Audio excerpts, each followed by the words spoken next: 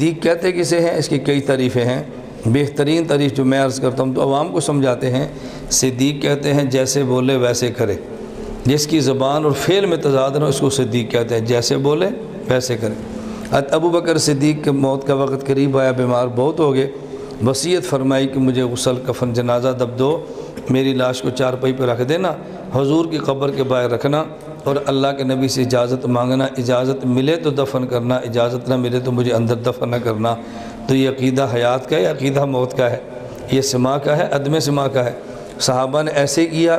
امام فخر الدین رازی نے تفسیر کبیر سورۃ الکہف میں لکھا ہے، لما حملت جنازۃ الی باب قبر النبی صلی اللہ علیہ وسلم نودی السلام علیکہ یا رسول اللہ۔ صدیق کی چارپائی باہر رکھ دی، صحابہ نے السلام علیکہ یا رسول اللہ کہا اور کہا ابو بکر بالباب، حضور صدیق دروازے پر ہے، اس کے لیے کیا حکم ہے؟ قبر سے آواز آئی ادخل الحبیب الی الحبیب، ادخل الحبیب۔ تو فیصلہ خلیفہ راشد نے کر دی، اب لڑنے کی ضرورت کیا ہے؟ اب کیا مصیبت پڑی ہے لڑنے کی؟ خلیفہ راشد سے اوپر کون ہے جو آپ کا فیصلہ کرے؟ آپ خلیفہ راشد کے علم کو نہیں مانتے، اور وہ خلیفہ جو صدیق اکبر ہے، نبی کا 23 سالہ صحبت یافتہ ہے، اس کا فیصلہ نہیں مانتے اور فلاں مفسر قرآن کا مان لیتے ہیں۔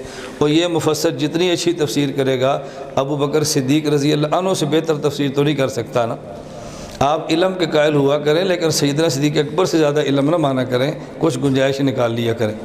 اللہ ہمیں یہ بات سمجھنے کی توفیق عطا فرمائے۔ آج